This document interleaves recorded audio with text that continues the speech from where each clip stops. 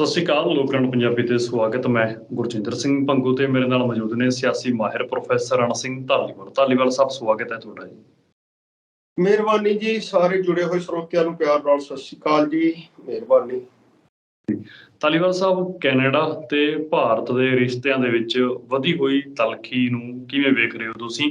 ਖਾਸ ਕਰਕੇ ਸਟੇਟਮੈਂਟਾਂ ਤੋਂ ਬਾਅਦ ਲਗਾਤਾਰ ਇੱਕ ਦੂਜੇ ਦੇ ਜਿਹੜੇ ਰਿਸ਼ਤੇ ਨੇ ਦੇਸ਼ਾਂ ਦੇ, ਇਹਨਾਂ ਦੇ ਉੱਪਰ ਜ਼ਰੂਰ ਇੱਕ ਵੱਡਾ ਅਸਰ ਹੋਊਗਾ। ਪੰਜਾਬ ਮਾਈਗ੍ਰੈਂਟ ਕਰਕੇ ਕੈਨੇਡਾ ਦੇ ਵਿੱਚ ਜਾ ਰਿਹਾ ਤੇ ਉਹਨੂੰ ਲੈ ਕੇ ਵੀ ਕਈ ਤਰ੍ਹਾਂ ਦੀਆਂ ਜਿਹੜੀਆਂ ਕਿਆਸਰਾਈਆਂ ਨੇ ਉਹ ਹੈਗੀਆਂ ਨੇ। ਜੇਕਰ ਤੁਹਾਡੇ ਕੋਲੋਂ ਇਹ ਗੱਲ ਸਮਝਣੀ ਹੋਵੇ ਕਿ ਕਿਸ ਤਰੀਕੇ ਦਾ ਪ੍ਰਭਾਵ ਰਹੂਗਾ ਜੀ ਧਾਲੀਵਾਲ ਸਾਹਿਬ?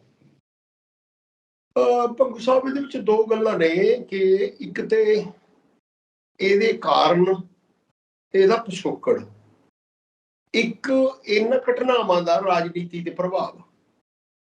ਇਹਨਾਂ ਨੂੰ ਆਪਾਂ ਮੈਨੂੰ ਲੱਗ ਰਿਹਾ ਕਿ ਏਦਾਂ ਦੋ ਭਾਗਾਂ 'ਚ ਵੰਡ ਲਈਏ। ਇੱਕ ਗੱਲ ਤੇ ਇਹ ਹੈ ਕਿ ਕਿਸੇ ਵੀ ਮੁਲਕ ਦੇ ਜਿਹੜੇ ਵਸਿੰਦੇ ਨੇ, ਜੇ ਕਿਸੇ ਹੋਰ ਮੁਲਕ ਵਿੱਚ ਵਸ ਜਾਣ, ਇਹ ਦੁਨੀਆ ਦਾ ਇੱਕ ਟ੍ਰੈਂਡ ਕਹਿ ਲਓ, ਦੁਨੀਆ ਦਾ ਇੱਕ ਸੁਭਾਅ ਕਹਿ ਲਓ ਮਨੁੱਖ ਦਾ, ਕਿ ਉਹ ਆਪਣੀ ਮਾਤ ਭੂਮੀ ਨਾਲ ਉਹਨਾਂ ਦਾ ਪਿਆਰ ਰਹਿੰਦਾ ਹੈ।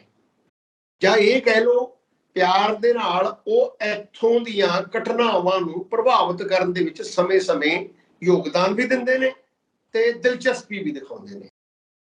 ਜੇ ਆਪਾਂ ਪਿਛੋਕੜ 'ਚ ਜਾਈਏ, ਆਜ਼ਾਦੀ ਦੇ ਸਮੇਂ ਦੇ ਵਿੱਚ ਵੀ ਜਿਹੜੀਆਂ ਗਦਰ ਮੂਵਮੈਂਟ, ਕਾਮਾਗਾਟਾ ਮਾਰੂ ਤੋਂ ਬਾਅਦ, ਜਿਹੜੀਆਂ ਉਹ ਜਹਾਜ਼ ਵਾਲੀ ਘਟਨਾ ਤੋਂ ਬਾਅਦ ਜਿਹੜੀ ਉਸ ਤਰ੍ਹਾਂ ਦੀ ਆਜ਼ਾਦੀ ਅੰਦੋਲਨ ਦੇ ਵਿੱਚ ਉਹਨਾਂ ਦਾ ਹਿੱਸਾ, ਉਹ ਵੀ ਇਹੀ ਰਿਹਾ ਹੈ ਤੇ ਉਹ ਚੀਜ਼ ਨੂੰ ਅਸੀਂ ਬਹੁਤ ਹੀ ਪ੍ਰਸ਼ੰਸਾ ਕਰਦੇ ਹਾਂ।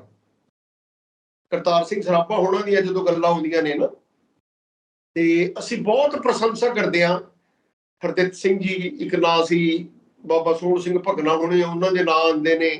ਪੂਰੀ ਗਦਰ ਮੂਵਮੈਂਟ ਦੇ ਵਿੱਚ ਉਹਨਾਂ ਨੇ ਅਖਬਾਰ ਚਲਾਇਆ, ਰਾਸ਼ਟਰੀ ਅੰਦੋਲਨ ਦੇ ਵਿੱਚ ਬਹੁਤ ਯੋਗਦਾਨ ਦਿੱਤਾ ਤੇ ਗੁਰਦੁਆਰਾ ਮੂਵਮੈਂਟ ਦੇ ਵਿੱਚ ਵੀ ਯੋਗਦਾਨ ਦਿੱਤਾ। ਜਦੋਂ ਅਸੀਂ ਉਹਨਾਂ ਨੂੰ ਯਾਦ ਕਰਕੇ ਗੱਲ ਕਰਦੇ ਹਾਂ, ਉਦੋਂ ਪੂਰੀ ਭਾਰਤ ਸਰਕਾਰ ਤੇ ਸਾਡੀ ਪੰਜਾਬ ਦੀ ਸਰਕਾਰ ਉਹਨਾਂ ਨੂੰ ਕਦੇ ਸ਼ਹੀਦ ਗਰਦਾਨਦੇ ਆ, ਕਦੇ ਅਸੀਂ ਬਹੁਤ ਸਨਮਾਨ ਦਿੰਦੇ ਆ ਕਿ ਉਹਨਾਂ ਨੇ ਮੁਲਕ ਲਈ ਬੜਾ ਕੁਛ ਕੀਤਾ। ਪਰੰਤੂ ਜਦੋਂ ਹੁਣ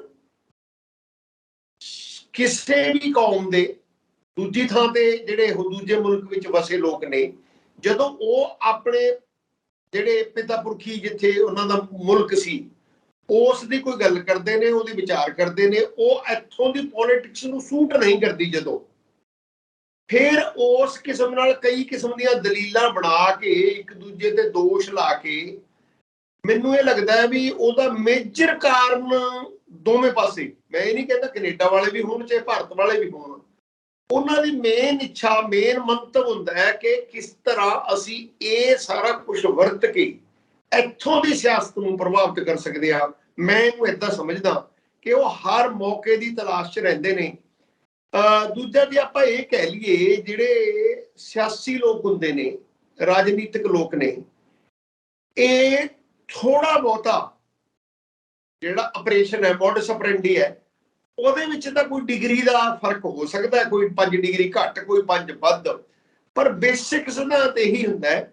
ਰਾਜਨੀਤੀ ਦੇ ਵਿੱਚ ਰਾਜਨੀਤਿਕ ਲੋਕ ਹਮੇਸ਼ਾ ਹਰ ਘਟਨਾ ਦੇ ਵਿੱਚ ਇਹ ਦੇਖਦੇ ਆ ਕਿ ਇਹਦੇ ਵਿੱਚ ਸਾਡਾ ਰਾਜਨੀਤਿਕ ਫਾਇਦਾ ਕਿੱਥੇ ਹੋ ਰਿਹਾ ਹੈ ਤੇ ਉਹ ਕਿਵੇਂ ਹੋ ਰਿਹਾ ਹੈ। ਉਹ ਫਾਇਦਾ ਲੈਣ ਦਾ ਯਤਨ, ਚਾਹੇ ਉਹ ਕੈਨੇਡਾ ਦੀ ਸਰਕਾਰ ਹੋਵੇ, ਚਾਹੇ ਉਹ ਭਾਰਤ ਦੀ ਸਰਕਾਰ ਹੋਵੇ, ਦੋਵੇਂ ਤਤਪਰ ਰਹਿੰਦੇ ਨੇ।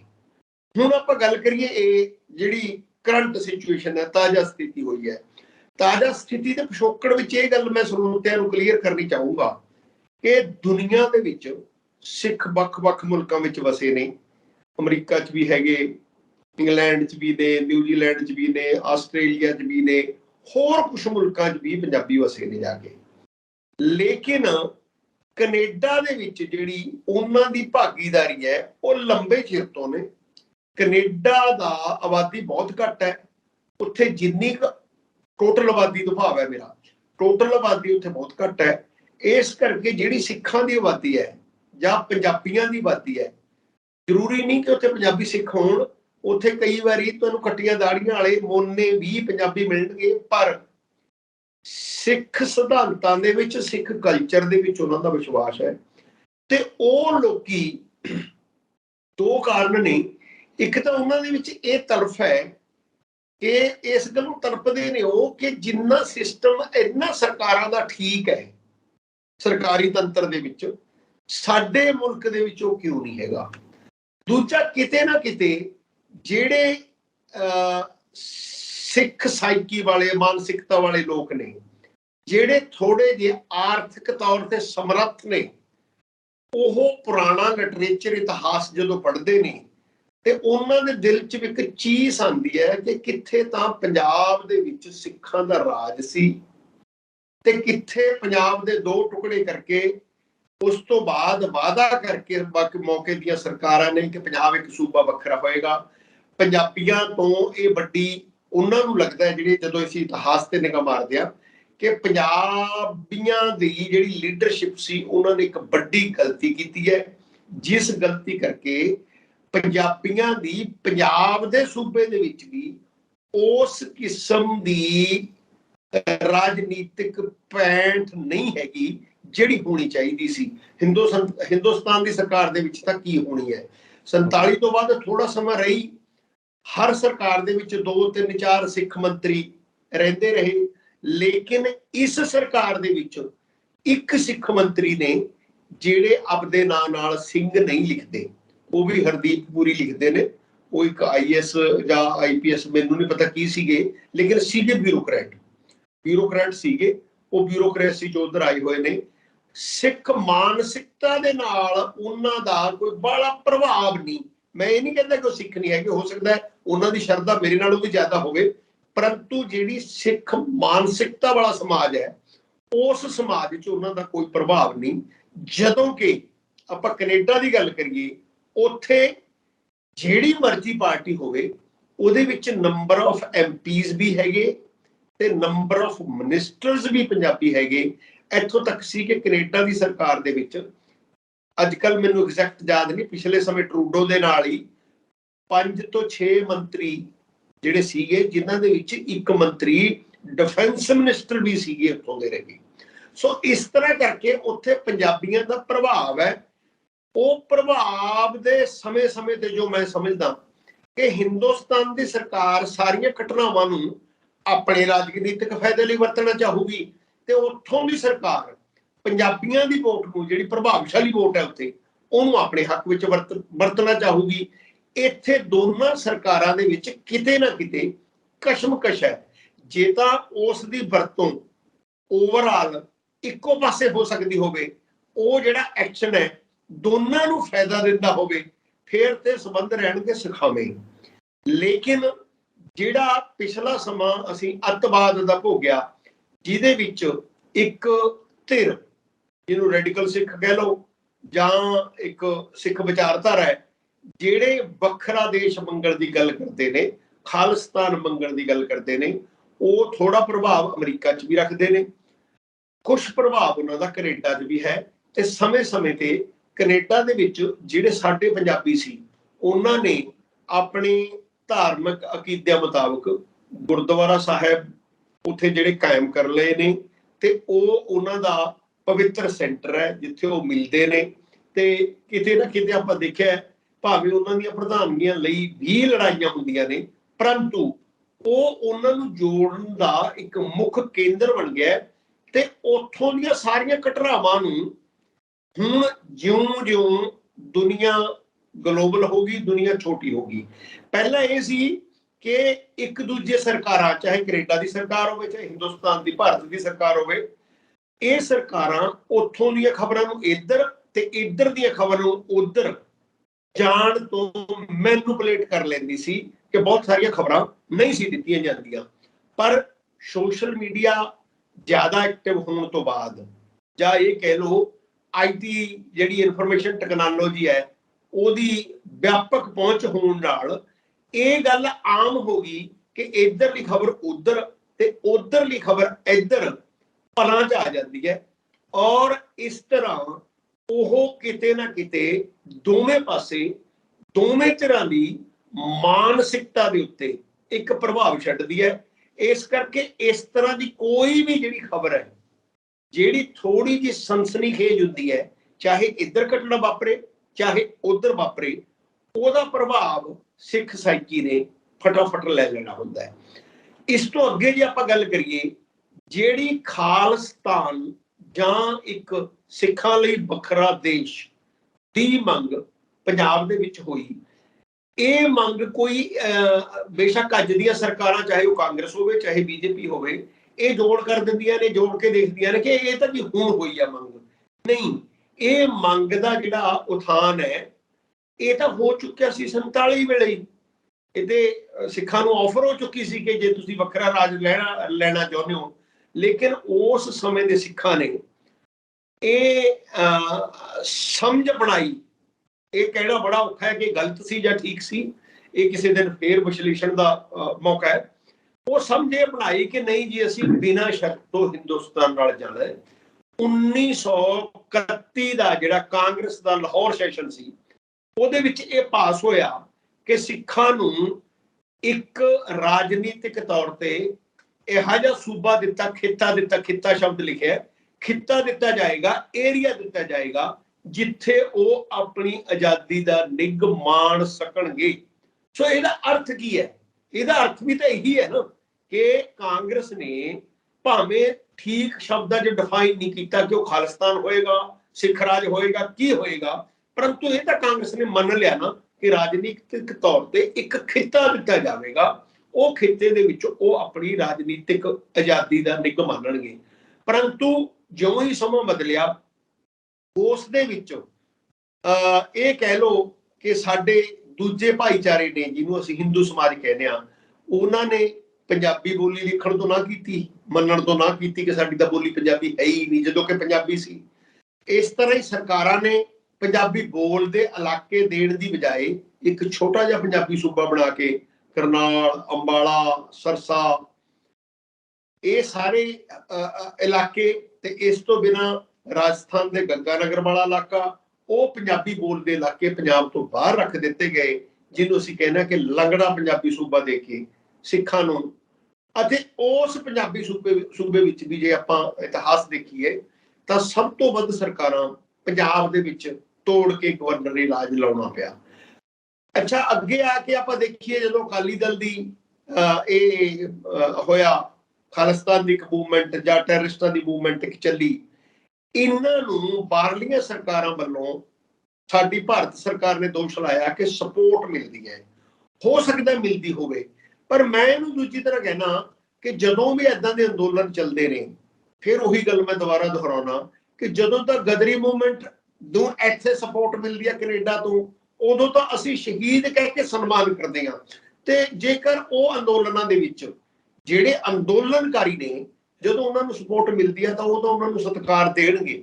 ਤੇ ਉੱਥੇ ਦੀਆਂ ਸਰਕਾਰਾਂ ਨੇ ਵੀ ਜਦੋਂ ਇੱਥੋਂ ਕੋਈ ਲੋਕ ਜਿਹੜੇ ਟੈਰਰਿਸਟ ਐਕਟੀਵਿਟੀ ਦੇ ਵਿੱਚ ਇਨਵੋਲਵ ਸੀ ਉਹ ਅਮਰੀਕਾ ਜਾਂ ਕੈਨੇਡਾ ਕਿਸੇ ਤਰ੍ਹਾਂ ਪਹੁੰਚ ਗਏ ਤਾਂ ਉੱਥੋਂ ਦੇ ਨਿਯਮਾਂ ਅਨੁਸਾਰ, ਦੇਖੋ ਨਿਯਮ ਹੁੰਦੇ ਨੇ, ਨਿਯਮ ਇੱਥੇ ਵੀ ਨਹੀਂ, ਸਾਡੀ ਸਰਕਾਰ ਨੇ ਵੀ ਇਹ ਕੀਤਾ ਹੁਣ ਕਿ ਪਾਕਿਸਤਾਨ ਦੇ ਵਿੱਚ ਜੇ ਕੋਈ ਵੀ ਹਿੰਦੂ ਰਹਿੰਦਾ ਹੈ, ਜੇ ਉਹ ਹੁਣ ਹਿੰਦੁਸਤਾਨ ਵਿੱਚ ਦੁਬਾਰਾ ਵਾਪਸ ਆਉਣਾ ਚਾਹੁੰਦਾ ਹੈ, ਅਸੀਂ ਉਹਨਾਂ ਨੂੰ ਨਾਗਰਿਕਤਾ ਦੇਣ ਲਈ ਤਿਆਰ ਹਾਂ। ਤੇ ਹੁਣ ਅਸੀਂ ਇਹਨੂੰ ਕੀ ਕਹੀਏ ਵੀ ਪਾਕਿਸਤਾਨ ਦੇ ਵਿੱਚ ਦਖਲ ਦੇ ਰਹੀ ਹੈ ਸਰਕਾਰ ਸਾਡੀ? ਪਾਕਿਸਤਾਨ ਵਾਲੇ ਕਹਿਣਗੇ, ਪਰ ਅਸੀਂ ਤਾਂ ਇਹੀ ਕਹਿੰਦੇ ਹਾਂ ਨਾ ਕਿ ਨਹੀਂ ਉਹ ਸਾਡੇ ਭਰਾ ਸੀ, ਅਸੀਂ ਆਪਣੇ ਹਿੰਦੂ ਭਰਾਵਾਂ ਦੀ ਮਦਦ ਕਰਦੇ ਹਾਂ। ਇਸ ਤਰ੍ਹਾਂ ਹੀ ਉਹਨਾਂ ਸਰਕਾਰਾਂ ਨੇ ਜਿੱਥੇ ਕਿਤੇ ਸਿੱਖ ਵੋਟਰ ਪ੍ਰਭਾਵ ਰੱਖਦਾ, ਚਾਹੇ ਉਹ ਅਮਰੀਕਾ 'ਚ ਹੋਵੇ, ਚਾਹੇ ਉਹ ਕੈਨੇਡਾ 'ਚ ਹੋਵੇ, ਚਾਹੇ ਉਹ ਆਸਟ੍ਰੇਲੀਆ 'ਚ ਹੋਵੇ, ਉਹਨਾਂ ਸਰਕਾਰਾਂ ਨੇ ਜਿਹੜੇ ਏਦਾਂ ਦੇ ਕਾਰਕੁਨ ਜਾਂ ਸਰਗਰਮ ਵਰਕਰ ਉੱਥੇ ਪਹੁੰਚ ਗਏ, ਇੱਥੇ ਜਿਨ੍ਹਾਂ ਦਾ ਡਰ ਸੀ ਕਿ ਮੁਕਾਬਲੇ 'ਚ ਮਾਰ ਦਿੱਤੇ ਜਾਣਗੇ ਜਾਂ ਸ਼ੂਟ ਕਰ ਦਿੱਤੇ ਜਾਣਗੇ, ਉੱਥੇ ਉਹਨਾਂ ਦੀ ਜਾਨ ਬਚ ਗਈ ਤੇ ਉਹ ਆਪਣਾ ਅੰਦੋਲਨ ਉੱਥੋਂ ਅੱਜ ਵੀ ਚਲਾ ਰਹੇ ਨੇ। ਮਤਲਬ ਜੇ ਆਪਾਂ ਏਦਾਂ ਵੀ ਕਹੀਏ ਕਿ ਜਿਹੜੇ ਇੱਕ ਵਿਅਕਤੀ ਤਾਂ ਏਦਾਂ ਦੇ ਨੇ ਨਾ ਜਿਹੜੇ ਸਾਡੇ ਮੈਂਬਰ ਪਾਰਲੀਮੈਂਟ ਵੀ ਰਹੇ, ਆਪਣੇ ਪਟਿਆਲੇ ਤੋਂ ਹੀ ਇੱਕ ਸੱਜਣ ਮੈਂਬਰ ਪਾਰਲੀਮੈਂਟ ਰਹੇ, ਉਹ ਵੀ ਖਾਲਿਸਤਾਨ ਦੀ ਜਿਹੜੀ ਅੰਦੋਲਨ ਹੈ ਉਹਦੇ ਵਿੱਚ ਪੂਰਾ ਸਰਗਰਮ ਨੇ। ਰਾਦਰ ਆਪਣੇ ਨਾਂ ਨਾਲ ਹੀ ਅੱਜ ਕੱਲ੍ਹ ਉਹਨਾਂ ਨੇ ਖਾਲਿਸਤਾਨੀ ਲਿਖਦੇ ਨੇ ਆਪਣੇ ਆਪ ਨੂੰ। ਸੋ ਇਸ ਕਰਕੇ ਇਹ ਇੱਕ ਕਾਰਨ ਨੇ, ਸਰਕਾਰਾਂ ਨੂੰ ਜਦੋਂ ਸਮਾਂ ਮਿਲਦਾ ਹੈ ਉਦੋਂ ਹੀ ਇਹ ਦੋਵੇਂ ਸਰਕਾਰਾਂ ਇਸ ਵਿਸ਼ੇ ਤੇ, ਵਪਾਰ ਤੇ ਕੁਝ ਹੋਰ ਹੋ ਸਕਦਾ ਹੈ, ਲੇਕਿਨ ਇਸ ਵਿਸ਼ੇ ਤੇ, ਸਿੱਖ ਸਾਈਕੀ ਦੇ ਵਿਸ਼ੇ ਤੇ ਸਿੱਖ ਮਾਨਸਿਕਤਾ ਦੇ ਵਿਸ਼ੇ ਤੇ, ਖਾਲਿਸਤਾਨ ਦੇ ਵਿਸ਼ੇ ਤੇ, ਵੱਖਰੇ ਸੂਬੇ ਦੇ ਵਿਸ਼ੇ ਤੇ, ਪੰਜਾਬੀ ਬੋਲੀ ਦੇ ਵਿਸ਼ੇ ਤੇ, ਪੰਜਾਬੀ ਸੂਬੇ ਦੀ ਬਣਤਰ ਦੇ ਵਿਸ਼ੇ ਤੇ ਜਦੋਂ ਸਿੱਖ ਸਾਈਕੀ ਨੂੰ ਸੱਟ ਵੱਜਦੀ ਹੈ ਤਾਂ ਉੱਥੋਂ ਦੇ ਸਿੱਖ ਨੇ ਜਿਹੜੇ ਉਹ ਸਪੋਰਟ ਕਰਦੇ ਨੇ। ਤੇ ਪਿਛਲੇ ਸਮੇਂ ਦੇ ਵਿੱਚ, ਪਿਛਲੇ ਜੇ ਆਪਾਂ ਕਹੀਏ 2-3 ਦਹਾਕਿਆਂ ਦੇ ਵਿੱਚ ਬਹੁਤ ਸਾਰੇ ਪੰਜਾਬੀ ਉਧਰ ਚਲੇ ਗਏ। ਉਹ ਚਲੇ ਗਏ, ਉੱਥੇ ਉਹ ਰੈਜ਼ੀਡੈਂਟ ਬਣ ਗਏ। ਹੌਲੀ ਹੌਲੀ ਉਹਨਾਂ ਨੇ ਆਪਣੀ ਨਾਗਰਿਕਤਾ ਲੈ ਲਈ। ਨਵੇਂ ਕਾਨੂੰਨ ਆਈ ਜਾਂਦੇ ਨੇ, ਉਹਨਾਂ ਤੇ ਇੱਧਰ ਵੀ ਸਕੰਜਾ ਟਾਈਟ ਕੀਤਾ ਜਾ ਰਿਹਾ ਹੈ। ਜ਼ਮੀਨ ਦੇ ਸੰਬੰਧ 'ਚ, ਘਰਾਂ ਦੇ ਸੰਬੰਧ 'ਚ ਉਹਨਾਂ ਦੇ ਘਰ ਦੱਬੇ ਗਏ, ਉਹਨਾਂ ਨਾਲ ਜ਼ਿਆਦਤੀਆਂ ਹੁੰਦੀਆਂ ਗਈਆਂ। ਇਹਦੇ ਵਿੱਚ ਜਿਹੜੇ ਸਾਡੇ ਨਿਯਮ ਹੈਗੇ ਨੇ, ਪਰ ਉਹ ਨਿਯਮ ਉਹਨਾਂ ਦੀ ਪ੍ਰੋਟੈਕਸ਼ਨ ਲਈ ਸਰਗਰਮ ਦਿਖਾਈ ਨਹੀਂ ਦਿੰਦੇ। ਇਸੇ ਕਰਕੇ ਜਿਹੜੀ ਸਾਡੀ ਨਵੀਂ ਸਰਕਾਰ ਹੈ, ਇਹਨਾਂ ਨੇ ਇੱਕ ਵਿਸ਼ੇਸ਼ ਨਾਅਰਾ ਦਿੱਤਾ ਸੀ ਕਿ ਅਸੀਂ NRI ਦੀਆਂ ਜਿਹੜੀਆਂ ਜਾਇਦਾਦਾਂ ਨੇ ਉਹਨਾਂ ਨੂੰ ਸੁਰੱਖਿਅਤ ਰੱਖਣ ਵਿੱਚ ਆਪਣਾ ਯੋਗਦਾਨ ਪਾਵਾਂਗੇ। ਸੋ ਬੇਸਿਕ ਇਹ ਜਿਹੜੇ ਕਾਰਨ ਨੇ ਜਿਹਦੇ ਕਰਕੇ ਸਾਡੇ ਜਿਹੜੇ ਸੰਬੰਧ ਨੇ ਉਹ ਅੱਛੇ ਨਹੀਂ ਹੈਗੇ। ਹੁਣ ਆਪਾਂ ਗੱਲ ਕਰੀਏ, ਜੇ ਕੋਈ ਤੁਹਾਡਾ ਸਵਾਲ ਹੈ ਦੱਸੋ। ਅਗਲੀ ਗੱਲ ਆਪਾਂ ਕਰਾਂਗੇ ਕਿ ਜਿਹੜੀ ਕਰੰਟ ਸਿਚੁਏਸ਼ਨ ਹੈ ਇਹਦੇ ਵਿੱਚ ਕੀ ਹੋਇਆ। ਜੀ ਨਹੀਂ ਧਾਲੀਵਾਲ ਸਾਹਿਬ, ਤੁਸੀਂ ਗੱਲ ਆਪਣੀ ਕੰਟੀਨਿਊ ਰੱਖੋ। ਕਰੰਟ ਸਿਚੁਏਸ਼ਨ ਬਾਰੇ ਦਰਸ਼ਕਾਂ ਨੂੰ ਜਾਣਕਾਰੀ ਦਿਓ। ਹਾਂ, ਹੁਣ ਜਿਹੜੀ ਕਰੰਟ ਸਿਚੁਏਸ਼ਨ ਇਹ ਹੈ, ਕਰੰਟ ਸਿਚੁਏਸ਼ਨ ਦੇ ਵਿੱਚ ਪਿਛਲੇ ਸਮੇਂ ਦੇ ਵਿੱਚ ਕੁਝ ਜੇ ਆਪਾਂ ਕਹੀਏ 2-3-4 ਤੋਂ ਵੱਧ ਜਿਹੜੇ ਇਸ ਤਰ੍ਹਾਂ ਦੇ ਨੇਤਾ ਕਹਿ ਲਓ ਜਾਂ ਸਰਗਰਮ ਕਾਰਕੁਨ ਕਹਿ ਲਓ, ਜਿਹੜੇ ਖਾਲਸਤਾਨੀ ਲਹਿਰ ਜਾਂ ਵੱਖਰੇ ਦੇਸ਼ ਦੀ ਲਹਿਰ ਨੂੰ ਤੂਲ ਦੇਣ 'ਚ ਜਾਂ ਉਹ ਅੰਦੋਲਨ ਨੂੰ ਅੱਗੇ ਤੋਰਨ 'ਚ ਆਪਣਾ ਯੋਗਦਾਨ ਪਾ ਰਹੇ ਨੇ। ਉਹ ਕਿੰਨਾ ਪਾਉਣਗੇ ਕਿੰਨਾ ਨਹੀਂ, ਇਹ ਵੱਖਰੀ ਗੱਲ ਹੈ। ਲੇਕਿਨ ਉਹਨਾਂ ਨੂੰ ਜਿਹੜਾ ਭੇਦ ਭਰੀ ਹਾਲਤ 'ਚ, ਸ਼ੱਕੀ ਹਾਲਤਾਂ ਦੇ ਵਿੱਚ ਕਤਲ ਕਰ ਦਿੱਤਾ ਗਿਆ। ਕਮਲਕੇ ਦਾ ਹੋਇਆ, ਇੱਕ ਨਿੱਜਰ ਸਾਹਿਬ ਦਾ ਹੋਇਆ। ਇਸ ਤੋਂ ਬਿਨਾਂ ਇਸ ਤਰ੍ਹਾਂ ਦੀਆਂ ਹੋਰ ਵੀ ਕਈ ਘਟਨਾਵਾਂ ਹੋਈਆਂ ਨੇ। ਹੁਣ ਜਦੋਂ ਉਹ ਕਤਲ ਹੁੰਦੇ ਨੇ, ਉਹਦੇ ਵਿੱਚ ਦੋ ਪੱਖ ਨੇ। ਇੱਕ ਉੱਥੋਂ ਦੀ ਸਰਕਾਰ, ਸਪੈਸ਼ਲੀ ਕੈਨੇਡਾ ਦੀ ਸਰਕਾਰ ਦੀ ਗੱਲ ਕਰ ਰਹੇ ਹਾਂ ਹੁਣ ਆਪਾਂ। ਕੈਨੇਡਾ ਦੀ ਸਰਕਾਰ ਨੇ ਇਹ ਦੋਸ਼ ਲਾਇਆ ਕਿ ਇਸ ਦੇ ਵਿੱਚ ਜਿਹੜੀਆਂ ਗੁਪਤ ਏਜੰਸੀਆਂ ਭਾਰਤ ਸਰਕਾਰ ਦੀਆਂ ਨੇ, ਕਿਤੇ ਨਾ ਕਿਤੇ ਉਹ ਇਨਵੋਲਵ ਨੇ, ਕਿਤੇ ਨਾ ਕਿਤੇ ਉਹ ਇਹਦੇ ਵਿੱਚ ਦਖਲ ਦੇ ਰਹੀਆਂ ਨੇ, ਔਰ ਉਹਨਾਂ ਨੇ ਆਪਣੇ ਤਰੀਕੇ ਨਾਲ ਗੁਪਤ ਦਖਲ ਦੇ ਕੇ ਇਹ ਕਤਲ ਕਰਵਾਇਆ ਗਿਆ ਹੈ। ਜੇਕਰ ਆਪਾਂ ਇਹ ਕਹੀਏ ਕਿ ਇਹਦੀ ਕੋਈ ਸੰਭਾਵਨਾ ਨਹੀਂ, ਇਹ ਗਲਤ ਗੱਲ ਹੈ। ਏਦਾਂ ਦੀਆਂ ਸੰਭਾਵਨਾਵਾਂ ਹੁੰਦੀਆਂ ਨੇ। ਬਹੁਤ ਸਾਰੀਆਂ ਜਸੂਸੀ ਫਿਲਮਾਂ ਦੇਖਦੇ ਆ, ਜਸੂਸੀ ਨਾਵਲ ਪੜ੍ਹਦੇ ਆ ਤੇ ਜਸੂਸੀ ਦੇ ਸੰਬੰਧ 'ਚ ਕੁਝ ਕਿਤਾਬਾਂ ਪੜ੍ਹਦੇ ਆ। ਜਿਹੜੀਆਂ ਸਮੇਂ ਦੀਆਂ ਸਰਕਾਰਾਂ, ਜਿਵੇਂ ਆਪਾਂ ਕਹਿੰਦੇ ਆ ਨਾ ਕਿ ਪਾਕਿਸਤਾਨ ਦੇ ਟੈਰਰਿਸਟ ਇੱਧਰ ਪਲਾਂਟ ਕੀਤੇ ਜਾਂਦੇ ਨੇ, ਉਹ ਠੀਕ ਹੈ, ਸਾਡੇ ਕੋਲ ਖਬਰਾਂ ਨਹੀਂ ਆਉਂਦੀਆਂ, ਪਰੰਤੂ ਇਹ ਗੱਲ ਵੀ ਤਾਂ ਹੋ ਸਕਦੀ ਹੈ ਨਾ ਕਿ ਸਾਡੀ ਸਰਕਾਰ ਵੀ ਪਲਾਂਟ ਕਰਦੀ ਹੋਵੇ ਇੱਧਰ ਪਾਕਿਸਤਾਨ 'ਚ ਵੀ ਤਾਂ ਘਟਨਾਵਾਂ ਹੁੰਦੀਆਂ ਨੇ। ਠੀਕ ਹੈ ਨਾ, ਪਾਕਿਸਤਾਨ 'ਚ ਵੀ ਤਾਂ ਕੁਛ ਜਿਨ੍ਹਾਂ ਨੂੰ ਪਾਕਿਸਤਾਨ ਨੇ ਪ੍ਰੋਟੈਕਸ਼ਨ ਦਿੱਤੀ ਹੈ ਪਿਛਲੇ ਸਮੇਂ ਦੇ ਵਿੱਚ, ਸਿੱਖਾਂ ਦੇ ਇਸ ਤਰ੍ਹਾਂ ਦੇ ਕਾਰਕੁਨਾਂ ਦੇ, ਉੱਥੇ ਵੀ ਤਾਂ ਮਰਡਰ ਹੋਏ ਨੇ। ਇਸੇ ਪੱਧਰ ਤੇ ਜਿਹੜੀ ਜਸਟਿਨ ਟਰੂਡੋ ਦੀ ਸਰਕਾਰ ਹੈ, ਉਹ ਇਹ ਗੱਲ ਕਹਿ ਰਹੀ ਹੈ ਕਿ ਇਸ ਦੇ ਵਿੱਚ ਭਾਰਤ ਸਰਕਾਰ ਦਾ ਹੱਥ ਹੈ। ਇਹ ਉਹਦਾ ਆਮ ਬਿਆਨ ਨਹੀਂ।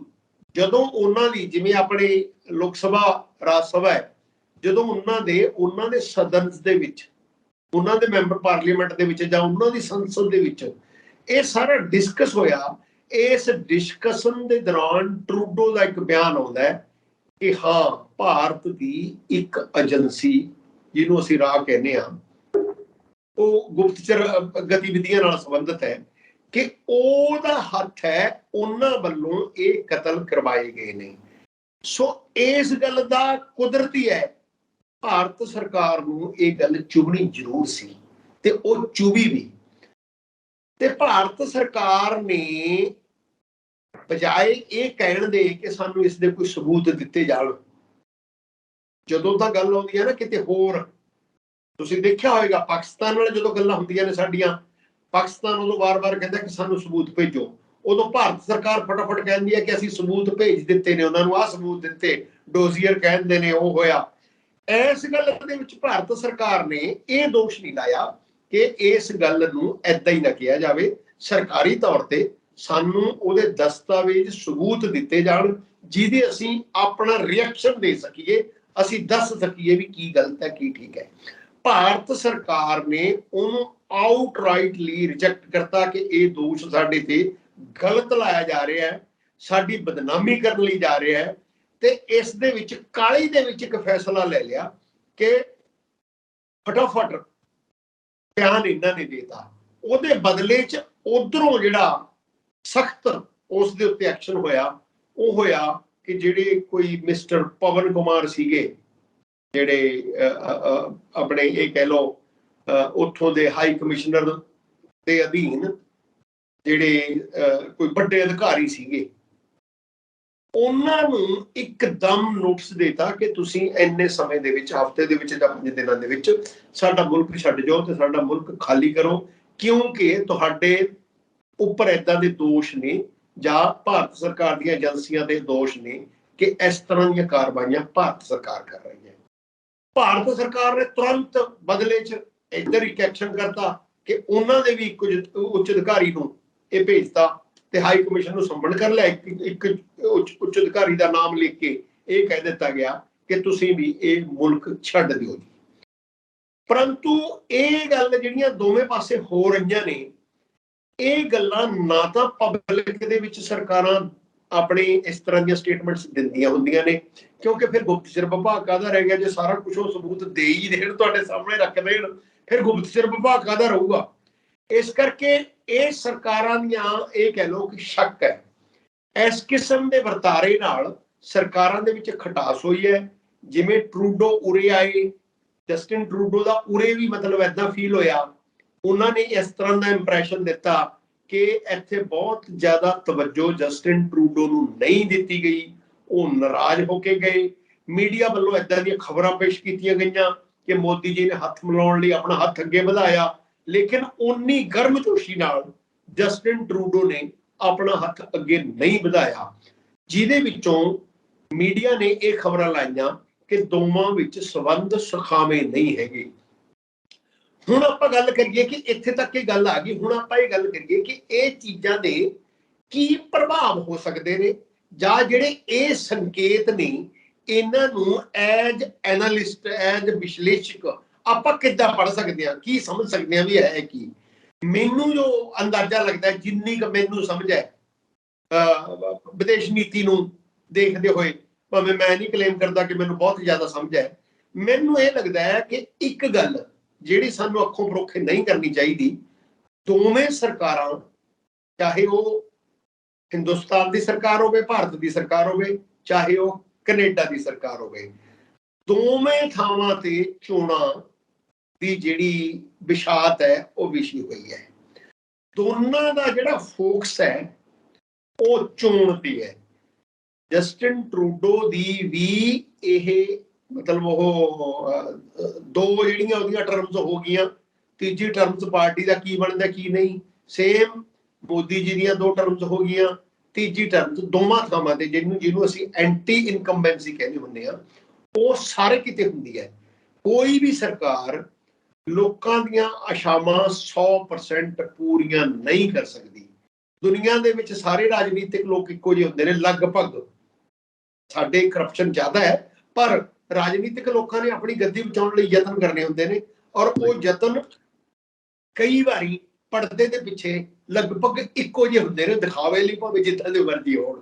ਸੋ ਇਸ ਕਰਕੇ ਮੈਨੂੰ ਇਹ ਲੱਗਦਾ ਹੈ ਕਿ ਜੇਕਰ ਉਹ ਸਿੱਖਾਂ ਦਾ ਮਸਲਾ ਉਭਾਰ ਕੇ ਭਾਰਤ ਸਰਕਾਰ ਇਹ ਇੱਕ ਡਰ, ਇੱਕ ਵਿਸ਼ੇਸ਼ ਸਮਾਜ ਦੇ ਵਿੱਚ ਡਰ ਪੈਦਾ ਕਰਦੀ ਹੈ ਕਿ ਆਉਣ ਵਾਲੇ ਸਮੇਂ 'ਚ ਏਦਾਂ ਦੀਆਂ ਜਿਹੜੀਆਂ ਵੱਖਵਾਦੀ ਲਹਿਰਾਂ ਨੇ, ਜਿਹੜੀਆਂ ਭਾਰਤ ਦੀ ਏਕਤਾ ਨੂੰ ਖੰਡਿਤ ਕਰਨ ਦੀਆਂ ਲਹਿਰਾਂ ਨੇ, ਉਹਨਾਂ ਦਾ ਡਰ ਬਣਿਆ ਹੋਇਆ ਹੈ ਤੇ ਉਹ ਲਹਿਰਾਂ ਨਾਲ ਮੋਦੀ ਸਾਹਿਬ ਸਖਤੀ ਨਾਲ ਨਿਪਟ ਸਕਦੇ ਨੇ। ਉਹ ਡਰ ਦਿਖਾਉਣ ਲਈ ਇਸ ਤਰ੍ਹਾਂ ਦੀਆਂ ਕਾਰਵਾਈਆਂ ਜਦੋਂ ਪ੍ਰੈਸ 'ਚ ਆਉਂਦੀਆਂ ਨੇ ਤਾਂ ਇਹਨਾਂ ਨੂੰ ਤੂਲ ਮਿਲਦਾ ਹੈ, ਆਮ ਲੋਕਾਂ ਦੇ ਮਨਾਂ ਤੇ ਫਿਰ ਇੱਕ ਡਰ ਪਾਇਆ ਜਾਂਦਾ ਹੈ ਕਿ ਕਿਤੇ ਫੇਰ ਨਾ ਏਦਾਂ ਦਾ ਸਾਰਾ ਕੁਝ ਹੋਵੇ। ਇਸ ਕਰਕੇ ਅਸੀਂ ਮੋਦੀ ਜੀ ਦੇ ਹੱਥ ਤਕੜੇ ਕਰੀਏ ਤੇ ਮੋਦੀ ਜੀ ਇਸ ਗੱਲ ਨੂੰ ਭਨਾਉਣ ਇਸ ਮੁੱਦੇ ਨੂੰ ਲੈ ਕੇ ਆਪਣੇ ਹੱਕ 'ਚ ਜਿਹੜੀ ਲੋਕ ਰਾਏ ਹੈ ਉਹਨੂੰ ਬਦਲਣ ਲਈ ਕੰਮ ਕਰਨ। ਸੋ ਇਸ ਕਰਕੇ ਇਹ ਇੱਕ ਇਸ ਤਰ੍ਹਾਂ ਦਾ ਹਊਆ ਪੂਰੇ ਹਿੰਦੁਸਤਾਨ ਦੇ ਵਿੱਚ ਕ੍ਰੀਏਟ ਕਰਤਾ, ਚਾਹੇ ਕੋਈ ਮੰਗੇ ਚਾਹੇ ਕੋਈ ਨਾ ਮੰਗੇ, ਜਦੋਂ ਖਾਲਿਸਤਾਨ ਦਾ ਨਾਂ ਲੈ ਕੇ ਕੋਈ ਵੀ ਘਟਨਾ ਵਾਪਰਦੀ ਹੈ ਉਹਦੇ ਨਾਲ ਕਿਸੇ ਨਾ ਕਿਸੇ ਤਰ੍ਹਾਂ ਵਿੰਗੇ ਟੇਢੇ ਢੰਗ ਨਾਲ ਖਾਲਿਸਤਾਨ ਦਾ ਨਾਂ ਜੁੜਦਾ ਹੈ, ਤਾਂ ਇੱਕ ਵਿਸ਼ੇਸ਼ ਫਿਰਕੇ ਵਿੱਚ ਇੱਕ ਵਿਸ਼ੇਸ਼ એનર્ਜੀ ਫੀਲ ਕੀਤੀ ਜਾਂਦੀ ਹੈ, ਚਾਹੇ ਉਹਨੂੰ ਹਿੰਦੂਵਾਦ ਕਹਿ ਲਓ। ਜਦੋਂ ਕਿ ਆਪਦੇ ਵੱਲੋਂ ਰੋਜ਼ ਬਿਆਨ ਦਿੱਤੇ ਜਾਂਦੇ ਨੇ ਕਿ ਅਸੀਂ ਹਿੰਦੂ ਰਾਸ਼ਟਰ ਕਾਇਮ ਕਰਨਾ ਚਾਹੁੰਦੇ ਹਾਂ। ਜੇ ਅਸੀਂ ਸੰਵਿਧਾਨ ਦੀ ਮੂਲ ਭਾਵਨਾ ਨੂੰ ਸਮਝੀਏ, ਜੇਕਰ ਇੱਥੇ ਹਿੰਦੂ ਰਾਸ਼ਟਰ ਬਣ ਸਕਦਾ ਹੈ ਤਾਂ ਬਾਕੀ ਧਰਮ ਵਾਲਿਆਂ ਨੂੰ ਤਾਂ ਪਾਰਸੀ ਰਾਸ਼ਟਰ ਵੀ ਬਣ ਸਕਦਾ ਹੈ, ਮੁਸਲਿਮ ਰਾਸ਼ਟਰ ਵੀ ਬਣ ਸਕਦਾ ਹੈ, ਸਿੱਖ ਰਾਸ਼ਟਰ ਵੀ ਬਣ ਸਕਦਾ ਹੈ, ਬੋਧੀ ਰਾਸ਼ਟਰ ਵੀ ਬਣ ਸਕਦਾ ਹੈ, ਜਾਂ ਉਹਨਾਂ ਨੂੰ ਵੀ ਮੰਗਣ ਦਾ ਅਧਿਕਾਰ ਹੈ, ਜੈਨ ਰਾਸ਼ਟਰ ਵੀ ਬਣ ਸਕਦਾ ਹੈ। ਸੋ ਉਹਨਾਂ ਨੂੰ ਵੀ ਮੰਗਣ ਦਾ ਅਧਿਕਾਰ ਹੈ। ਪਰੰਤੂ ਇਹ ਚੀਜ਼ਾਂ ਸਿਰਫ ਤੇ ਸਿਰਫ ਕੇਵਲ ਹਾਲ ਦੀ ਘੜੀ ਇਹ ਸਿੱਖਾਂ ਨਾਲ ਜੁੜ ਗਈ ਖਾਲਿਸਤਾਨ, ਹੋਰ ਕਿਸੇ ਜਿਹੜੇ ਫਿਰਕੇ ਨੇ ਉਹਨਾਂ ਵੱਲੋਂ ਇਹੋ ਜਿਹਾ ਵੱਖਰਾ ਦੇਸ਼ ਵੱਖਰਾ ਖਿੱਤਾ ਮੰਗਣ ਦੀ ਗੱਲ ਨਹੀਂ ਹੈ। ਤੇ ਜਿਉਂ ਹੀ ਇਹ ਤੂਲ ਫੜਦੀ ਹੈ, ਇਹਦਾ ਕਿਤੇ ਨਾ ਕਿਤੇ ਜਿਹਨੂੰ ਅਸੀਂ ਪੋਲਰਾਈਜੇਸ਼ਨ ਕਹਿੰਦੇ ਆ, ਇੱਕ ਧੁਰੇ ਤੇ ਇਕੱਠੇ ਹੋਣਾ, ਉਹ ਇੱਕ ਧਿਰ ਹੈ ਜਿਹੜੀ ਇੱਕ ਧੁਰੇ ਤੇ ਇਕੱਠੀ ਹੁੰਦੀ ਹੈ। ਜਦੋਂ ਇਕੱਠੀ ਹੁੰਦੀ ਹੈ ਇਹਦਾ ਲਾਭ ਹਿੰਦੂਵਾਦੀ ਸਰਕਾਰ ਜਿਹੜੀ ਕਹਾਉਂਦੀ ਹੈ ਜਾਂ ਜਿਹੜੀ ਹਿੰਦੂਵਾਦੀ ਪ੍ਰਚਾਰ ਕਰਦੀ ਹੈ ਸਰਕਾਰ, ਉਹ ਚਾਹੇ ਜਨਸੰਘ ਦੇ ਰੂਪ 'ਚ ਹੋਵੇ ਚਾਹੇ ਬੀਜੇਪੀ ਦੇ ਰੂਪ 'ਚ ਹੋਵੇ, ਉਹਨਾਂ ਨੂੰ ਇਸ ਗੱਲ ਦਾ ਵੱਡਾ ਫਾਇਦਾ ਮਿਲਦਾ ਹੈ। ਤੇ ਇਵੇਂ ਜਿਵੇਂ ਜੇ ਆਪਾਂ ਦੂਜੇ ਪਾਸੇ ਕਹੀਏ ਕਿ ਇਸ ਦਾ ਇੱਕ ਫਾਇਦਾ ਸਿੱਖਾਂ ਨੂੰ, ਜਿਹੜੀ ਕੈਨੇਡਾ ਦੀ ਸਿੱਖ ਸਾਇਕੀ ਹੈ, ਉਹ ਸ਼ਾਇਦ ਜੇਕਰ ਜਸਟਿਨ ਟਰੂਡੋ ਇਸ ਤਰ੍ਹਾਂ ਦੇ ਬਿਆਨ ਦੇਣਗੇ ਤਾਂ ਉਹ ਸ਼ਾਇਦ ਉਹਨਾਂ ਦਾ ਝੁਕਾਓ ਜਸਟਿਨ ਟਰੂਡੋ ਵੱਲ ਨੂੰ ਹੋਵੇ, ਤੇ ਇਸ ਕਿਸਮ ਨਾਲ ਉਹਨਾਂ ਨੂੰ ਵੀ ਇਸ ਦਾ ਰਾਜਨੀਤਿਕ ਲਾਭ ਹੈ ਜਿਹੜਾ ਉਹ ਮਿਲਦਾ ਰਹੇਗਾ। ਸੋ ਮੋਟੇ ਰੂਪ ਵਿੱਚ ਆਪਾਂ ਇਹ ਕਹੀਏ ਕਿ ਇਸ ਚੀਜ਼ ਇਹ ਹੋ ਕਿੱਥੇ ਰਿਹਾ, ਕਿਵੇਂ ਹੋ ਰਿਹਾ, ਇਹਦੇ ਬਾਰੇ ਜਾਂ ਤਾਂ ਸਰਕਾਰਾਂ ਜਾਂਚ ਕਰਾਉਣ। ਇੱਕ ਗੱਲ ਵਿਸ਼ੇਸ਼ ਇਹ ਜ਼ਰੂਰ ਹੈ ਕਿ ਜੇਕਰ ਜਿੱਥੇ ਘਟਨਾ ਹੁੰਦੀ ਹੈ, ਇਹ ਕਤਲ ਕੈਨੇਡਾ ਵਿੱਚ ਹੋਏ, law and order the problem Canada ਸਰਕਾਰ ਦੀ ਹੈ, ਜਾਂ ਤਾਂ ਇਹ ਕੋਈ ਵੱਡੀ ਪੱਧਰ ਤੇ ਜਾਂਚ ਕਰਾ ਕੇ ਉਹਦਾ ਰਿਜ਼ਲਟ ਕੱਢ ਕੇ ਸਾਹਮਣੇ ਦੇਵੇ, ਜਿਹੜਾ ਲੋਕਾਂ ਦੇ ਵਿੱਚ ਸੱਚ ਸਾਹਮਣੇ ਆ ਜੇ ਕਿ ਇਸ ਦੇ ਵਿੱਚ ਆਹ ਏਜੰਸੀਆਂ ਨੇ, ਇਹਨਾਂ ਏਜੰਸੀਆਂ ਨੇ ਆਹ ਕਾਰਵਾਈ ਕੀਤੀ ਹੈ, ਤੇ ਨਿਯਮਾਂ ਮੁਤਾਬਕ ਜੇਕਰ ਉੱਥੇ ਵੀ ਕੋਈ ਕਤਲ ਕਰਾਉਂਦਾ ਹੈ, ਕਤਲ ਕਰਾਉਣ ਦੀ ਕਿਸੇ ਨੂੰ ਕੋਈ ਆਗਿਆ ਨਹੀਂ ਹੈਗੀ, ਉਹਨਾਂ ਤੇ ਕੇਸ ਚੱਲਣ। ਤੇ ਜੇਕਰ ਉਹ ਇੱਧਰ ਆ ਜਾਂਦੇ ਨੇ ਉਹ ਲੋਕ, ਤਾਂ ਉਹ ਵੀ ਜਿਵੇਂ ਭਾਰਤ ਸਰਕਾਰ ਉਧਰੋਂ ਮੰਗਦੀ ਹੈ ਨਾ ਕਿ ਸਾਡੇ ਦੋਸ਼ੀ ਦਿੱਤੇ ਭੇਜੇ ਜਾਣ, ਤਾਂ ਇਹਨਾਂ ਵਾਲੇ ਦੋਸ਼ੀ ਵੀ ਇੱਧਰੋਂ ਮੰਗੇ ਜਾਣ, ਤਾਂ ਉਹਨਾਂ ਦੀ ਜਿਹੜੀ ਛਵੀ ਹੈ ਉਹ ਅੰਤਰਰਾਸ਼ਟਰੀ ਪੱਧਰ ਤੇ ਠੀਕ ਬਣ ਸਕਦੀ ਹੈ, ਤਾਂ ਕਿ ਅਸੀਂ ਕਹੀਏ ਕਿ ਉਹ ਦੋਸ਼ ਸਾਬਤ ਹੋ ਰਹੇ ਨੇ। ਪਰੰਤੂ ਜਦੋਂ ਏਦਾਂ ਬਿਆਨ ਦੇ ਕੇ ਦੋਨੇ ਸਰਕਾਰਾਂ ਕਰਦੀਆਂ ਨੇ, ਤਾਂ ਇਸ ਦੇ ਨਾਲ ਦੋ ਰਾਸ਼ਟਰਾਂ ਦੇ ਵਿੱਚ ਕੁੜਤਣ ਵੱਧਦੀ ਹੈ, ਜਿਹਦਾ ਪ੍ਰਭਾਵ ਵਪਾਰ ਤੇ ਵੀ ਪਏਗਾ, ਜਿਹਦਾ ਪ੍ਰਭਾਵ ਰਾਜਨੀਤੀ ਤੇ ਵੀ ਪਏਗਾ, ਜਿਹਦਾ ਪ੍ਰਭਾਵ ਸਿੱਖ ਸਾਇਕੀ ਤੇ ਵੀ ਪਏਗਾ, ਤੇ ਜਿਹਦਾ ਪ੍ਰਭਾਵ ਹੋਰ ਸਮਾਜ ਦੀਆਂ ਜਿਹੜੀਆਂ ਮਾਨਸਿਕ ਚਿੰਤਾਵਾਂ ਨੇ ਉਹਨਾਂ ਤੇ ਵੀ ਪਵੇਗਾ। ਹੁਣ ਅੰਤਰਰਾਸ਼ਟਰੀ ਪੱਧਰ ਤੇ ਇਹ ਗੱਲ ਹੈ ਜਿਹੜੀ, ਭਾਵੇਂ ਹਾਲ ਦੀ ਘੜੀ ਇਹ ਕੈਨੇਡਾ ਤੇ ਭਾਰਤ ਦੇ ਵਿਚਾਲੇ ਸੀ, ਪਰੰਤੂ ਜਿੱਥੇ ਜਿੱਥੇ ਸਿੱਖ ਮਾਨਸਿਕਤਾ ਦੀ ਵੋਟ ਹੈ, ਸਿੱਖ ਸਮਾਜ ਦੀ ਵੋਟ ਹੈ, ਉੱਥੋਂ ਦੀਆਂ ਸਰਕਾਰਾਂ ਨੇ, ਤੁਸੀਂ ਪੜ੍ਹਿਆ ਹੋਏਗਾ, ਤੁਰੰਤ ਚਿੰਤਾ ਜਤਾਤੀ ਇਸ ਗੱਲ ਤੇ। ਇਹਦਾ ਮਤਲਬ ਇਹ ਹੋਇਆ ਮੋਟੇ ਰੂਪ ਚ ਕੈਨੇਡਾ ਤੇ ਹਿੰਦੁਸਤਾਨ ਦੀ ਸਰਕਾਰ ਇਹਦਾ ਰਾਜਨੀਤਿਕ ਫਾਇਦਾ ਲੈਣਾ ਚਾਹੁੰਦੀ ਹੈ, ਪਰੰਤੂ ਜਿੱਥੇ ਜਿੱਥੇ ਸਿੱਖ ਸਾਇਕੀ ਦੀ ਵੋਟ ਹੈ, ਮਾਨਸਿਕਤਾ ਦੀ ਵੋਟ ਹੈ, ਉਹਨਾਂ ਸਰਕਾਰਾਂ ਨੇ ਵੀ ਤੁਰੰਤ ਇਹ ਕਹਿ ਕੇ ਕਿ ਅਸੀਂ ਇਸ ਤੇ ਡੂੰਘੀ ਚਿੰਤਾ ਵਿਅਕਤ ਕਰਦੇ ਹਾਂ।